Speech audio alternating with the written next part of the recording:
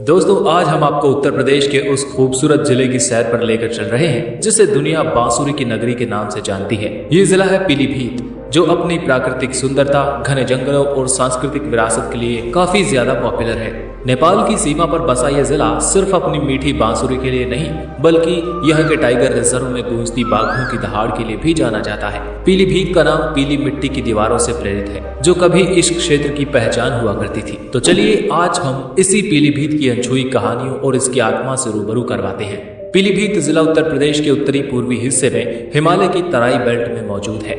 इसके उत्तर में उत्तराखंड का उधम सिंह नगर जिला और नेपाल देश है। यहाँ की भूमि बहुत ही ज्यादा उपजाऊ है, जिसका मुख्य कारण है यहाँ से होकर बहने वाली कई नदियाँ। गोमती नदी, जो गंगा की एक प्रमुख सहायक नदी है, इसका उद्गम पीलीभीत के गोमत ताल से ही होता है। इसके अलावा शारदा, देवहा और घाघरा जैसी नदियाँ इस जिले की धरती को सींचती हैं, जिससे यहाँ की कृषि अत्यंत समृद्ध मानी जाती है। ये इलाका घने साल के जंगलों और पास के घास के मैदानों से ढका हुआ है, जो इसे एक अद्भुत प्राकृतिक सौंदर्य प्रदान करते हैं। पीलीभीत का इतिहास बहुत ही गहरा और परतों में छिपा है। मध्यकालीन इतिहास में इसका जिक्र 1256 ईस्वी में मिलता है, जब ये क्षेत्र घने जंगलों से आच्छादित हुआ करता था और यहाँ कुछ कबीले रहा करते थे।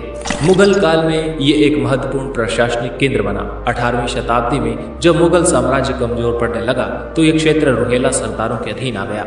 रुहेला सरदार हाफिज रहमत खान ने यहाँ शासन किया और इसके इलाके की सांस्कृतिक पहचान को एक नया आयाम दिया। 1801 में जब पूरा रुहेलखंड अंग्रेजों के कब्जे में आया, तो पीलीभीत को बरेली जिले का एक परगना बना दिया गया। काफी प्रशासनिक फेरबदल के बाद अंत में 1879 में पीलीभीत को एक अलग जिले का दर्जा दिया गया।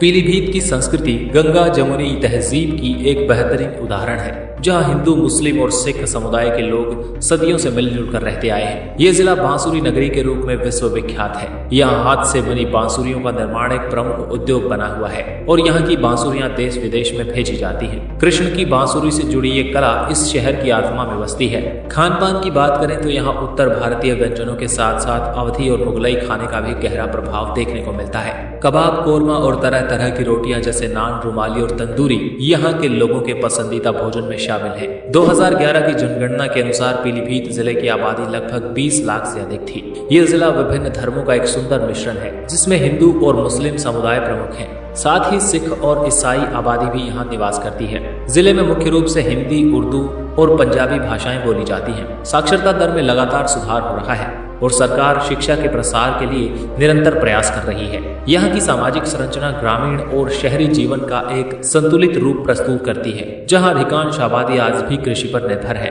पीलीभीत जिला सड़क और रेल मार्ग से अच्छी तरह से जुड़ा हुआ है। ये बरेली, लखनऊ, दिल्ली और हरिद्वार जैसे प्रमुख शहरों से सीधा जुड़ा है। सड़क मार्ग से यहाँ पहुँचना बेहद आसान है, क्योंकि नियमित बस सेवाएं यहाँ पर काफी ज्यादा उपलब्ध हैं। रेल नेटवर्क के माध्यम से भी ये जिला बरेली के रास्ते देश के अन्य शहरों से जुड़ा है। हालांकि यहाँ का निकटतम हवाई अड्डा लखनऊ में है, जो लगभग 250 किलोमीटर की दूरी पर मौजूद है। पीलीभीत की अर्थव्यवस्था मुख्य रूप से कृषि आधारित है। यहाँ की उपजाऊ भूमि गन्ना, गेहूं और चावल की खेती के लिए आदर्श माने जाते हैं। यहाँ के कारीगरों की बनाई बांसुरी की मांग पूरी दुनिया में है। इंजीनियरिंग यूनिट्स और ईंट भट्टे भी यहाँ की अर्थव्यवस्था में महत्वपूर्ण भूमिका निभाते हैं। पीलीभीत प्रकृति प्रेमियों और वन्यजीव उत्साही लोगों के लिए स्वर्ग से कम नहीं। पीलीभीत का टाइगर रिजर्व यहाँ सबसे बड़ा आकर्षण है, जो 730 वर्ग किलोमीटर में फैला है। ये रिजर्व बंगाली टाइगर, तेंदुए, हिरण और पक्षियों की विभिन्न प्रजातियों का घर है। यहाँ के घने जंगलों और शांत वातावरण में एक अनूठा अनुभव प्रदान करते हैं। इसके अलावा गौरी शंकर का एक प्राचीन मंदिर भी है, जो शहर के लोगों की आस्था का केंद्र है। इसकी खासियत है कि लगभग 250 साल पहले रुहेला सरदार हाफिज रहमत खान ने यहाँ एक भव्य द्वार का निर्माण किया था, जो आज भी सांप्रदायिक सौहार्द की मिसाल है। दोस्तों, आज की वीडियो में इतना ही। अगर ये वीडियो आपको पसंद आया तो लाइक करें और अपने शहर के बारे में ऐसी कहानियां सुनने के लिए चैनल को सब्सक्राइब करें।